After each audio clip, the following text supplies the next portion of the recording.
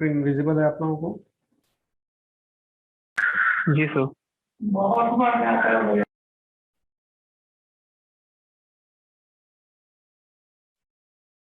Okay, so before we begin our class, इससे previous class का video हमने बनाकर शेयर किया था।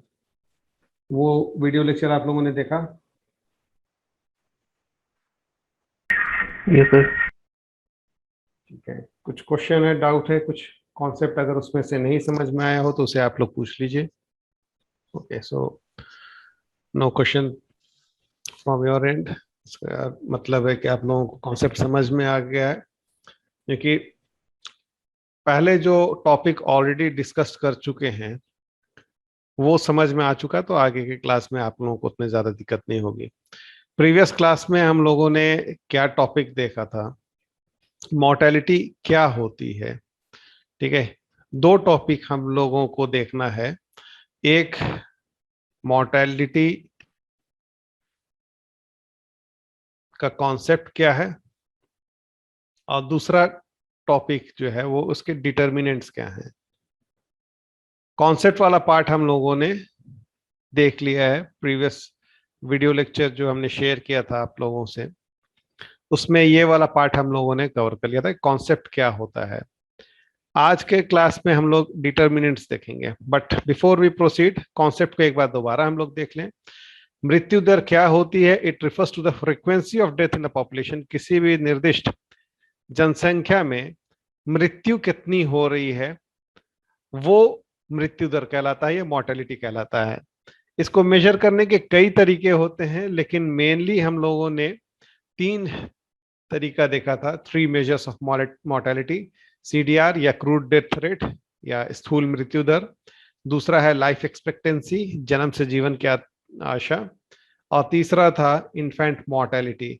मेजर कैसे किया जाता है वो भी हम लोगों ने देख लिया है।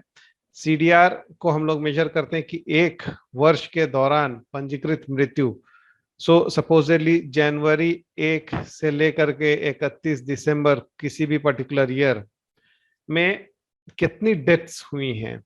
ओके, मान लीजिए ये ईयर 2000 का अगर हम ले रहे हैं तो ईयर 2000 में कितनी डेथ्स हुई हैं, और उसके बाद उस वर्ष के मध्य की समूची जनसंख्या, दैट मीन्स से जुलाई के आसपास में, मिड में, ईयर का मिड में जो होगा वो टोटल पॉपुलेशन कितना है उससे हम डिवाइड करेंगे, मल्टीप्लाइड बाय 1000, तो वो आपका क्रूड डेथ रेट आता है। इसके अलावा फिर हम लोगों ने देखा था कि भारत में क्रूड डेथ रेट कैसा रहा है, मॉर्टेलिटी का ट्रेंड क्या रहा है, वो भी हम लोगों ने देखा था, ग्राफ हम लोगों ने देखा था। ठीक है, इफ यू पीपल रिमेम्बर, तो 1910-11 में डेथ रेट कितना था पर 1000 में, दिस वाज इट। फिर रिसेंट फिगर्स भी हम लोगों ने देखा था। Most important was this one, decadal death rate. इसमें हम लोगों ने देखा था कि कैसे डेथ रेट कितना है या बर्थ रेट कितना है, और नेचुरल रेट ऑफ इंक्रीज कितना है। इसे हम माइनस करेंगे, birth rate minus death rate, तो ये हमें मिलता है natural rate of increase. Birth rate था हमारा 1911 में 49, माइनस करेंगे डेथ रेट 43 था, तो नेचुरल इंक्रीज जो है वो 6, मीन्स 49 पर 1000। ये जो आपका सीडीआर या सीबीआर होता है, सीबीआर भी वही फॉर्मूला होता है, एक साल में कितने बच्चे जन्म लिए उसको हम भाग करते हैं उस साल के मध्य में आबादी कितनी थी, तो गुना करते हैं 1000 से, तो वो हमारा निकलता है क्रूड बर्थ रेट, मतलब एक साल में टोटल कितने बच्चे जन्मे। तो ये आपका क्रूड बर्थ रेट है 49, एक साल में 49 बच्चे पर 1000 जन्म लिए। 43 व्यक्ति, उसमें बच्चे भी हो सकते हैं, मादा भी हो सकती है, नर भी हो सकते हैं। 43 की मृत्यु हुई, तो टोटल कितना पॉपुलेशन में ऐड हुआ? टोटल ऐड होता है हमारा 6। फिर 1921 हम देखते हैं 48 था, और 47 डेथ रेट था, सीबीआर 48, 47 डेथ रेट था, तो टोटल कितना ऐड हुआ? 1, मीन्स ये साल में डेथ रेट ज्यादा रहा। उसके बाद 31 में 10, 14, यहाँ पर ये बढ़ना शुरू हो जाता है। 51 के बाद हम क्या देखते हैं, पॉपुलेशन एक्सप्लोजन, काफी तेजी से ये ग्राफ जो है ये बढ़ना शुरू होता है। और उसके बाद 81 के बाद से ये डिक्लाइन करता है। वर्तमान में 2011 का जो सेंसस है उसके हिसाब से 17 का हमारा, इसके आगे स्टेडी है अभी। अभी का जो हमारा पॉपुलेशन ग्रोथ है या नेचुरल रेट ऑफ इंक्रीज पर थाउजेंड है वो 17 के आसपास है। तो ये सारा चीज हम लोग ने प्रीवियस क्लास में ऑलरेडी देख लिया था। नेक्स्ट कॉन्सेप्ट, जो कॉन्सेप्ट हमें आज देखना था, कॉन्सेप्ट तो हम लोगों ने ऑलरेडी देख लिया कि मोर्टेलिटी किसे कहते हैं। डिटर्मिनेंट्स हमें देखना है, डिटर्मिनेंट्स ऑफ डिक्लाइनिंग मोर्टेलिटी, या टॉपिक है मोर्टेलिटी का डिटर्मिनेंट्स क्या होता है, मतलब मृत्यु दर के अधिक या कम होने के कारक क्या क्या होते हैं। ओके, अधिक क्यों होगा मृत्यु दर किसी भी जगह, किसी भी आबादी में? बीमारियां होंगी, महामारी फैल जाएगी, बहुत सारे कारण हो सकते हैं।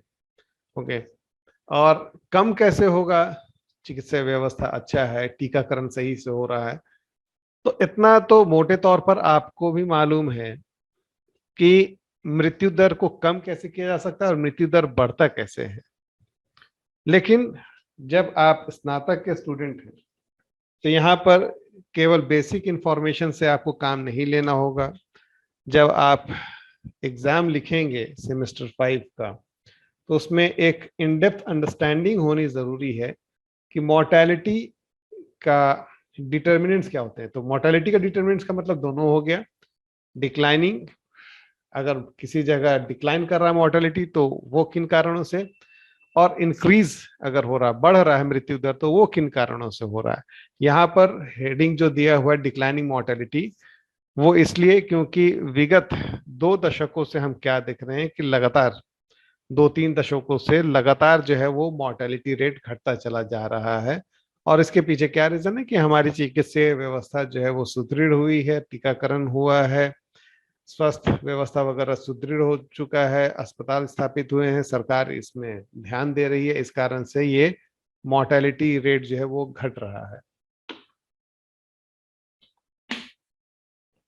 Now let us have a detailed understanding of this determinants of declining mortality. लोक स्वास्थ्य, public health and disease control measure, ये सबसे बड़ा रीजन होता है। अगर मोर्टेलिटी डिक्लाइन कर रहा है तो उसके पीछे पब्लिक हेल्थ में एक्सपेंडिचर अगर सरकार का बढ़ेगा, तो इसे हम लोग कैसे मेजर करते हैं कि जीडीपी का कितना प्रतिशत हम लोग खर्च कर रहे हैं स्वास्थ्य चिकित्सा व्यवस्था में। और उसके अलावा डिजीज कंट्रोल मेजर्स हम लोग क्या अपना रहे हैं, समय पर छिड़काव हो रहा है, टीकाकरण हो रहा है, कीटनाशकों का इस्तेमाल हो रहा है, जिसके माध्यम से मतलब जो बीमारियां हैं वो नियंत्रण में रहें। जैसे डीडीटी का स्प्रेइंग होता है, एंटीबायोटिक का यूज होता है, पेनिसिलिन वगैरह का जब आविष्कार हुआ तो उसके कारण बीमारियां में नियंत्रण पाने में हम काफी हद तक सफल हुए। उससे पहले मृत्यु दर बहुत ज्यादा थी। वैक्सीन वगैरह का जब इस्तेमाल होना शुरू होता है तो उसके बाद बहुत सारे डिजीज, कम्युनिकेबल डिजीज जो एक व्यक्ति से दूसरे व्यक्ति में फैलता है, ठीक है, जैसे आपका कोविड है, कोविड एक कम्युनिकेबल डिजीज है, एक व्यक्ति से दूसरे व्यक्ति में फैलता है। फिर पोलियो है, ट्यूबरक्लोसिस है, टाइफॉइड है, कॉलेरा है, बहुत सारी बीमारियों पर हम लोगों ने नियंत्रण कैसे पाया? वैक्सीन के माध्यम से। इसके अलावा जो हेल्थ और मेडिकल सर्विसेज है उसका एक्सटेंशन के माध्यम से भी हम लोगों ने ये मृत्यु दर पर नियंत्रण स्थापित किया। So extension of health and medical services का अर्थ क्या हुआ कि अस्पतालों की स्थापना, hospitals, primary health care centres की स्थापना, इन सब के माध्यम से हम क्या है कि हर साल ये अस्पताल ऐड करते जा रहे हैं, प्राइवेट हो या गवर्नमेंट हो। Primary health care, rural areas में प्राइमरी हेल्थ केयर होता है, प्राथमिक चिकित्सा केंद्र, उन सब की स्थापना के कारण है क्या कि हम इन बीमारियों पर नियंत्रण पा रहे हैं, बेहतर सुविधा उपलब्ध करा रहे हैं, चिकित्सा सुविधा उपलब्ध करा रहे हैं, जिसके कारण मृत्यु दर जो है उस पर नियंत्रण स्थापित हो पा रहा है। इसके अलावा एडवांसेस इन मेडिकल साइंसेज, लगातार हम लोग रिसर्च एंड डेवलपमेंट के माध्यम से जो नई बीमारियां हैं उनके या तो उपचार ढूंढ रहे हैं या फिर हम वैक्सीन ढूंढ रहे हैं, जिसके माध्यम से हम बीमारियों पर काबू रखने का प्रयास करते हैं। So it is because of all these reason जिसके वजह से मॉर्टेलिटी रेट जो है वो डिक्लाइन किया है। अब अगर डिटर्मिनेंट्स ऑफ मॉर्टेलिटी की हम बात करते हैं तो इसे हम दो पार्ट में डिवाइड कर सकते हैं। एक है प्रॉक्सिमेट डिटर्मिनेंट्स और दूसरा है डिस्टल डिटर्मिनेंट। प्रॉक्सिमेट का मतलब क्लोज, नजदीक, वैसे कारक जो जिनका नजदीक की संबंध है मृत्यु दर से। Okay, factors that directly influence the risk of disease and outcomes of the disease processes in individuals resulting in death. तो प्रॉक्सिमेट, क्लोज डिटर्मिनेंट्स जो नजदीक कारक हैं। डिस्टल या अंडरलाइनिंग या उतने क्लोज नहीं, लेकिन उसके वजह से भी मृत्यु दर बढ़ती है, जैसे एनवायरमेंट पॉल्यूशन है। ओके, तो इन्वायरमेंट पॉल्यूशन से अचानक से तुरंत से आप नहीं मर जाते हैं। कोई भी व्यक्ति पर्यावरण में अगर मतलब प्रदूषण अगर बढ़ रहा है तो तुरंत से व्यक्ति नहीं मरता है, लेकिन एक्सीडेंट हुआ, एक्सीडेंट से तुरंत मर जाता है व्यक्ति, या कोई बीमारी हुई, कोविड है, तो प्रॉक्सिमेट है। इन्वायरमेंटल प्रॉब्लम से धीरे धीरे धीरे धीरे करके होता क्या है कि व्यक्ति बीमार होता चला जाता है, फेफड़ा कमजोर होता चला जाता है, बहुत सांस की समस्याएं उत्पन्न होने लगती है और धीरे धीरे करके व्यक्ति की मृत्यु जो है वो हो जाती है। तो वो सब डिस्टल डिटरमिनेंट्स हैं। सोशल, इकोनॉमिक, कल्चरल फैक्टर्स, ये सारे डिस्टल डिटरमिनेंट्स हैं। तो कल्चरल फैक्टर्स जैसे अलग अलग समुदायों में अलग अलग मान्यताएं हैं। उदाहरण के तौर पर कुछ समाजों में जैसे बच्चियों का अनदेखा किया जाता है।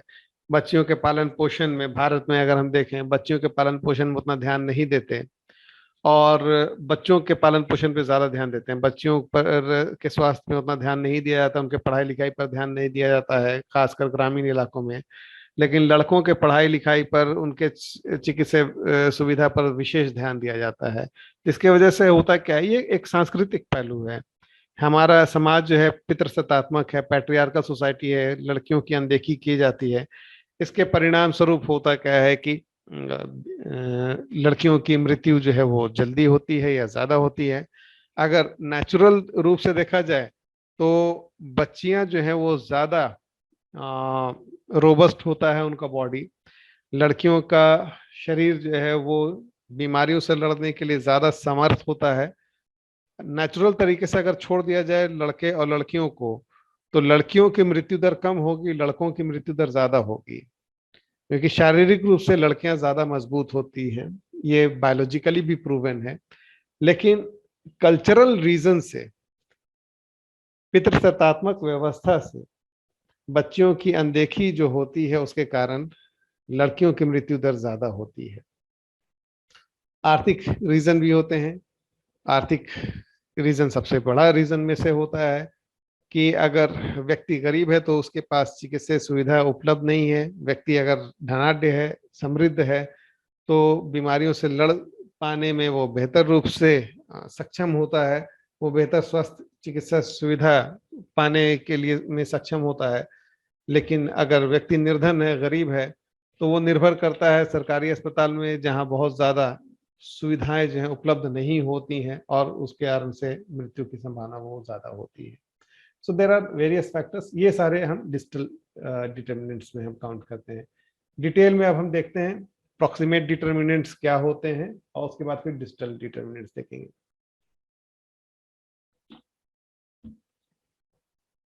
प्रॉक्सिमेट डिटर्मिनेंट्स में पर्सनल बिहेवियर आएगा पहला। पर्सनल बिहेवियर के तहत डाइट, आप खान पान कैसा है, हाइजीन, साफ सफाई पर ध्यान, अल्कोहल, टोबैको का यूज, सेक्सुअल बिहेवियर, ये सब पर्सनल बिहेवियर में आएगा। डाइट प्रॉपर है तो मृत्यु दर कम होगी, डाइट अगर प्रॉपर नहीं है तो मृत्यु दर ज्यादा होगी। हाइजीन, हाइजीन का अगर ध्यान रखते हैं, खास करके ये देखा जाता है कि पढ़े लिखे लोग जो हैं वो हाइजीन का ध्यान रखेंगे, समय समय पर हाथ धोएंगे, अपने और अपने बच्चों का हाइजीन का ख्याल रखेंगे। तो हाइजीन का ख्याल अगर बेहतर रखेंगे तो मृत्यु दर कम होगी। हाइजीन का जो बेहतर प्रिकॉशन नहीं लेते हैं तो मृत्यु दर ज्यादा होती है। शराब का, तंबाकू का जो सेवन ज्यादा करते हैं वो पर्सनल बिहेवियर में आता है। हर तंबाकू के उत्पाद में ऊपर में लिखा रहता है कि इसके कारण कैंसर होती है, उसके बावजूद लोग खाते हैं, सेवन करते हैं उसका। तो तंबाकू के कारण, शराब के कारण मृत्यु होती है, तो वो पर्सनल बिहेवियर में, सेक्सुअल बिहेवियर में भी ये एक रीजन होता है। एड्स वगैरह जो फैलता है वो सेक्सुअल बिहेवियर के वजह से। लोग जो संभोग करते हैं, कई लोगों के साथ संभोग करते हैं और बिना किसी प्रोटेक्शन को ध्यान में रखते हुए, तो उस कारण से बहुत सारी गंभीर बीमारियां बढ़ती हैं। एचआईवी वगैरह, एचआईवी एड्स इसी कारण से होता है। तो वो भी एक कारण है, तो जिसके वजह से मृत्यु होती है। जैसे ट्रक ड्राइवर्स में जो मृत्यु ज्यादा होती है, तो ट्रक ड्राइवर्स में इस तरह का बिहेवियर पाया जाता है, उनमें एड्स की बीमारियां जो है वो ज्यादा होती हैं। Why the reason is this?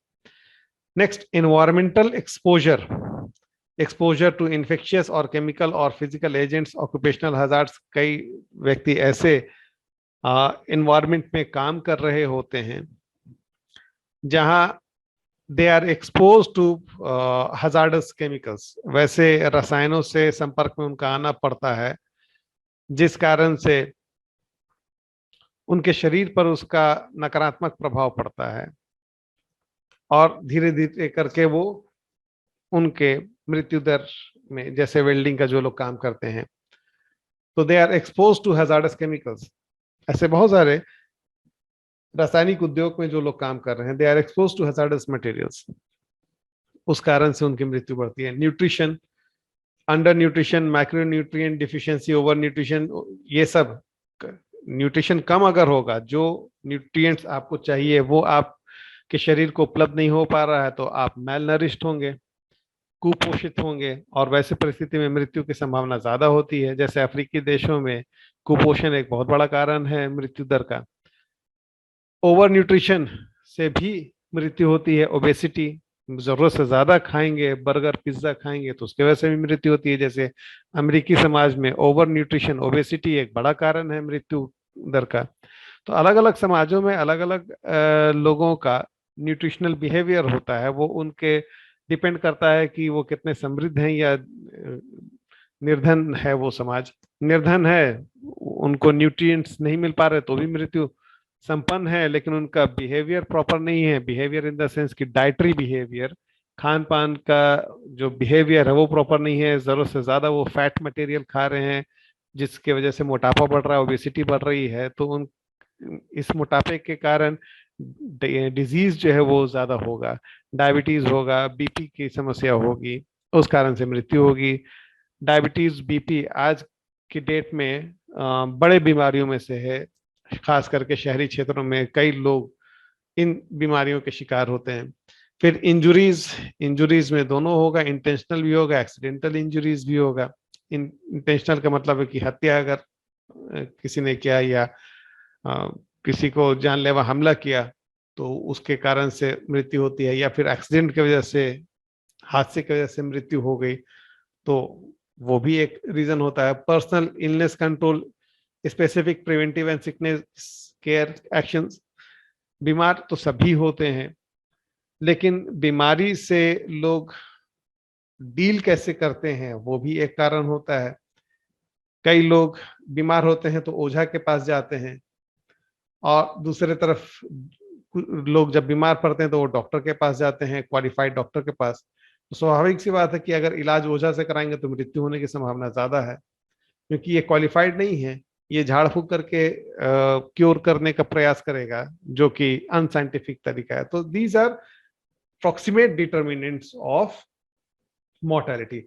Next, distal determinants क्या हैं, या अंडरलाइंग डिटर्मिनेंट्स, वैसे कारक जो मृत्यु में परिणित होते हैं लेकिन वो क्लोज नहीं है। सोशियो इकोनॉमिक फैक्टर्स, पहला, जैसे सोशियो इकोनॉमिक फैक्टर में आ जाएगा हाउस होल्ड वेल्थ, आप किस वर्ग से संपर्क रखते हैं, निम्न वर्ग से, मध्य वर्ग से, उच्च वर्ग से। ये डिपेंड करता है कि आपकी जीवन प्रत्याशा कितनी रहेगी, जीवित रहने की संभावना। जो अमीर हैं वो, उनके जीवित रहने की संभावना इस कारण से ज्यादा रहती है क्योंकि वो बेहतर चिकित्सा सुविधा प्राप्त कर सकने में सक्षम है। जो गरीब हैं वो बेहतर चिकित्सा सुविधा प्राप्त करने में अक्षम है, इस कारण से मृत्यु की संभावना उनमें ज्यादा रहती है। कम्युनिटी का डेवलपमेंट, सामुदायिक विकास, वीमेन का एजुकेशन, एम्प्लॉयमेंट, ये सब जो है डिजिटल फैक्टर्स हैं। कम्युनिटी डेवलपमेंट का मतलब है कि समुदाय जो है वो कितना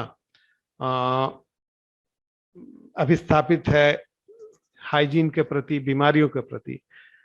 कई समुदाय जो हैं बीमारियों को ईश्वरीय देन मान करके चलते हैं। बीमार हुए तो माता का प्रकोप हो गया, या भगवान की इच्छा थी, भगवान ने उठा लिया। लेकिन जो पढ़े लिखे समुदाय होते हैं वो बीमारी को वैज्ञानिक रूप से उसका हल ढूंढने का प्रयास करते हैं। वो इसे इस तरीके से नहीं लेते हैं कि ये तो ईश्वरीय देन थी। स्त्री शिक्षा एक बहुत बड़ा कारण होता है। शिक्षित स्त्रियां जो हैं वो अपने बच्चों का बेहतर ख्याल रखती हैं, चिकित्सा व्यवस्था के प्रति वो ज्यादा सजग रहती हैं। अगर महिला शिक्षित नहीं है तो वो ना अपना ख्याल सही से रख पाएंगी, ना बच्चों का ख्याल रख पाएंगी। फॉर एग्जाम्पल, शिक्षित महिलाएं जो है वो सैनिटरी पैड्स का इस्तेमाल करती हैं जो कि हाइजीनिक होगा। अशिक्षित महिलाएं, गांव की महिलाएं, जो वो सैनिटरी पैड्स का इस्तेमाल नहीं करेंगी रजू दर्शन के समय या मेंसेस के समय, वो कपड़ों का इस्तेमाल करेंगी जो कि अनहाइजीनिक है और उसकी वजह से बीमारियां होती हैं। तो वीमेन का एजुकेशन एक बड़ा रोल प्ले करता है मॉर्टेलिटी में। एम्प्लॉयमेंट अनदर फैक्टर है कि अगर व्यक्ति एम्प्लॉयड है तो वो ज्यादा सक्षम है अपना ख्याल रखने का। अनएम्प्लॉयड है तो उसके पास आर्थिक संसाधनों की कमी है, जिस कारण से अपना चिकित्सीय सुविधा पर उतना ध्यान नहीं दे पाता है। नेक्स्ट है इंस्टीट्यूशनल फैक्टर्स।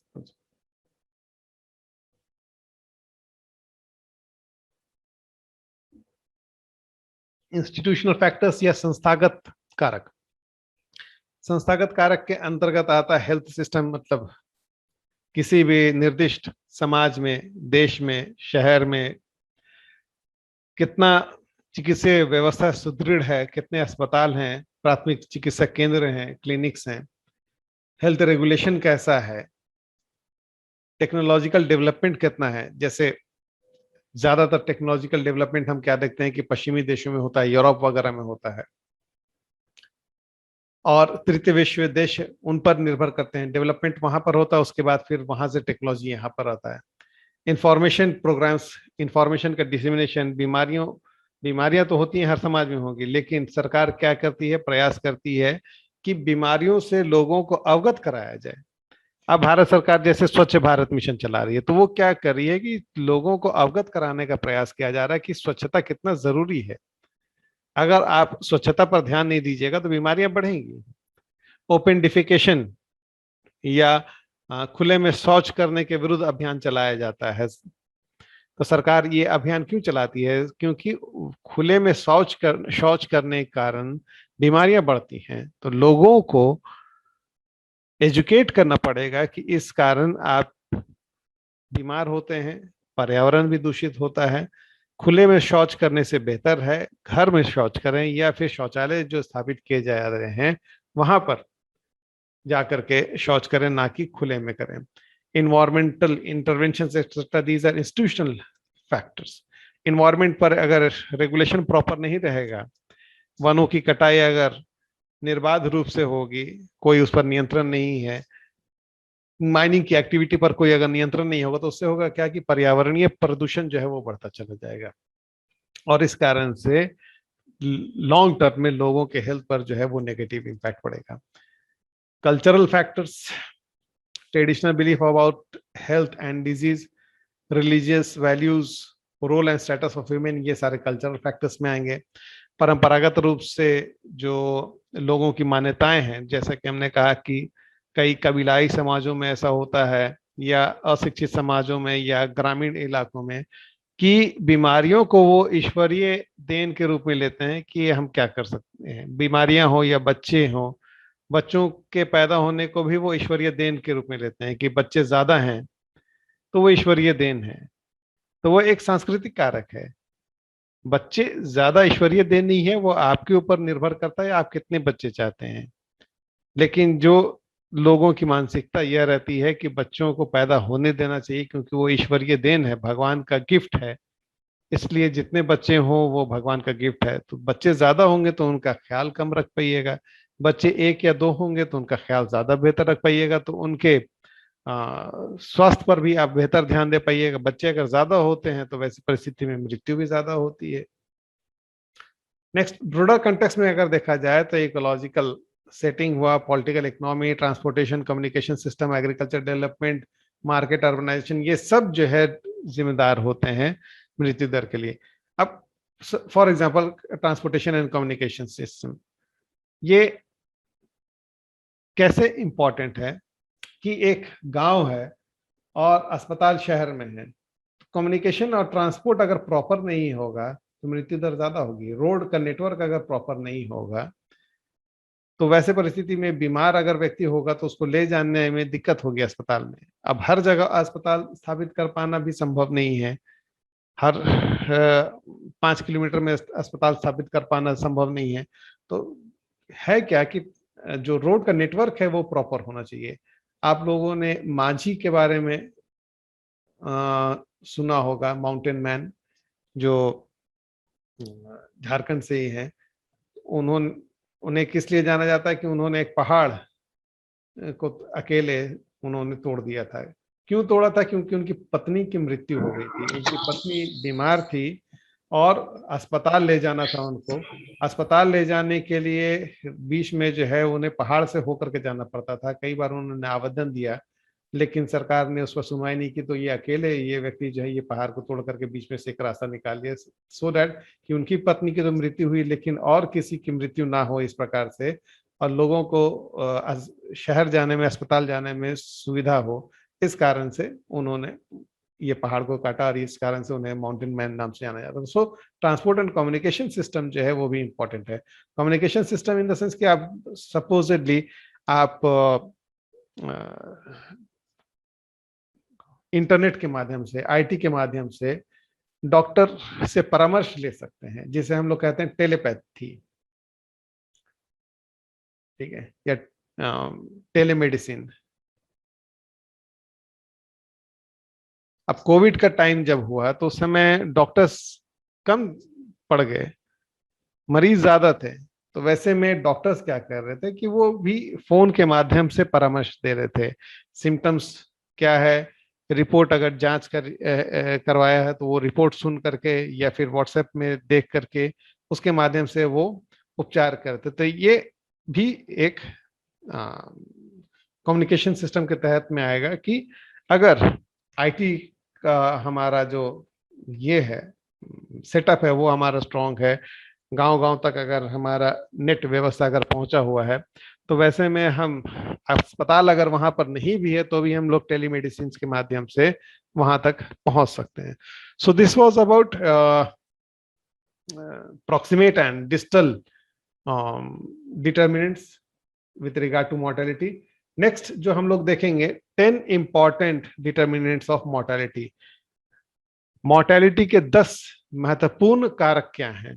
तो 10 इंपॉर्टेंट में पहला हम लोग देखते हैं इनकम लेवल या employment status.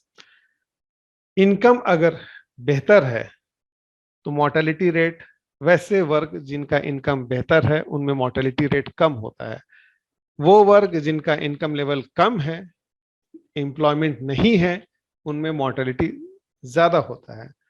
Low income people live shorter life than high income people in a given country. किसी भी निर्दिष्ट देश में हम अगर देखें तो जिनकी आय कम है उनकी जिंदगी भी कम होती है, क्योंकि आय अगर नहीं है तो आप बहुत जो आपकी अपनी भौतिक जरूरतें हैं वो तो पूरी हो नहीं पा रही है, स्वास्थ्य पर कैसे ध्यान देंगे? अगर आय कम है तो आप पहला आपका जो फोकस रहेगा वो तो आपकी जो नजदीक की जरूरतें हैं, रोटी कपड़ा मकान, उस पर फोकस कीजिएगा।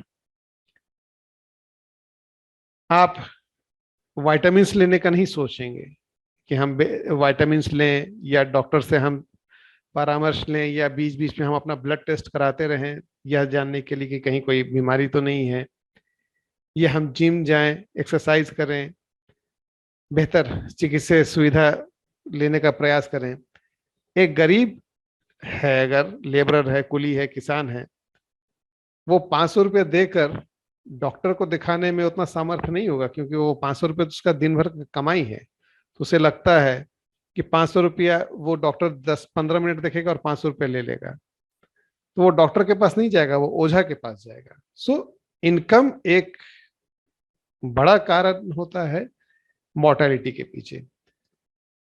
90 के दशक में हम अगर देखें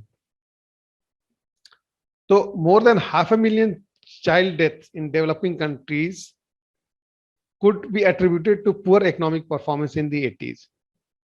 90 के दशक में बहुत सारी मृत्यु हुई, तकरीबन 500,000 बच्चों की मृत्यु हुई पूरे दुनिया में। और ये ज्यादातर मृत्यु कहां पर हुई? वो उन देशों में जो अविकसित थे, गरीब देश थे, वहां पर ये मृत्यु ज्यादा हुई। इस कारण से यह कहा जाता है कि wealthier nations are healthier nations. वैसे देश जो वेल्दियर हैं, जो ज्यादा धनाढ्य हैं, समृद्ध हैं, वो हेल्दी भी ज्यादा होते हैं। वो हम कैसे मेजर कर सकते हैं? वो उनके जीवन प्रत्याशा से मेजर कर सकते हैं। प्रीवियस वीडियो लेक्चर अगर आप देखेंगे तो उसमें आप पाएंगे कि भारत में जीवन प्रत्याशा कितनी है और पश्चिमी देशों में जीवन प्रत्याशा दर कितनी है। भारत में 69 ईयर्स के आसपास में प्रत्याशा दर है। जीवन प्रत्याशा मतलब एक इंसान भारत में अगर जन्मा है तो उसकी संभाव्यता जीवित रहने की तकरीबन 69 ईयर्स है। यही आप चले जाइए पश्चिमी देशों में तो वहां पर कहीं 72, 73, 77 तक मिलेगा। वहां पर जीवन प्रत्याशा दर बढ़ जाती है। क्यों? क्योंकि वो ज्यादा धनाढ्य देश हैं, हमसे ज्यादा वेल्दी हैं, वो ज्यादा डेवलप्ड है, तो उनकी जीवन प्रत्याशा जो है वो ज्यादा होती है, मोर्टेलिटी रेट उनमें कम होगा। नेक्स्ट, न्यूट्रिशनल स्टेटस, दूसरा बड़ा कारण। malnutrition has been recognized as one of the killer of children। खास करके बच्चों में न्यूट्रिशन की कमी, बढ़ते बच्चों के न्यूट्रिशन की रिक्वायरमेंट होती है, और अगर न्यूट्रिशन उनको पूरा नहीं मिल पा रहा है तो वैसे में उनकी मृत्यु की संभावना ज्यादा होती है। और ये सीधा जुड़ा हुआ है पॉवर्टी के साथ। अगर गरीब है तो वो न्यूट्रिशन की पूर्ति नहीं हो पाती है उनकी, और उस कारण से मृत्यु की संभावना जो है वो ज्यादा होती है। सो डिजीज और न्यूट्रिशन के बीच में एक दो तरफा संबंध होता है। न्यूट्रिशन कम, डिजीज ज्यादा। न्यूट्रिशन ज्यादा अगर मिलेगा, बहुत ज्यादा होगा तो भी, जैसे हम लोगों ने देखा कि अमेरिकी समाज में obesity is one of the main factors बीमारियों के लिए, मृत्यु के लिए। तो बैलेंस न्यूट्रिशन, बैलेंस डाइट जो है वो जरूरी है, और वो उसका सीधा संबंध है पॉवर्टी के साथ। गरीब लोगों के पास उतनी सुविधा नहीं होती है कि वो अनार खा सके, सेब खा सके, वो तो प्याज और रोटी में बस सीमित रह जाते हैं। इस कारण से न्यूट्रिशन और पॉवर्टी का एक गहरा संबंध है, और उसके परिणाम स्वरूप जो है मृत्यु दर प्रभावित होता है। We stop here because time is running short, समय नहीं बचा है। इस टॉपिक को हम लोग कंटिन्यू करेंगे अगले क्लास में। एंड अगर आज के क्लास से कुछ क्वेश्चन है, आप लोगों का सवाल है, पूछना चाहते तो उसे पूछ लीजिए। We have just 1 or 2 minutes left. कुछ क्वेश्चन है आप लोगों का पूछना है तो उसे पूछ लीजिए।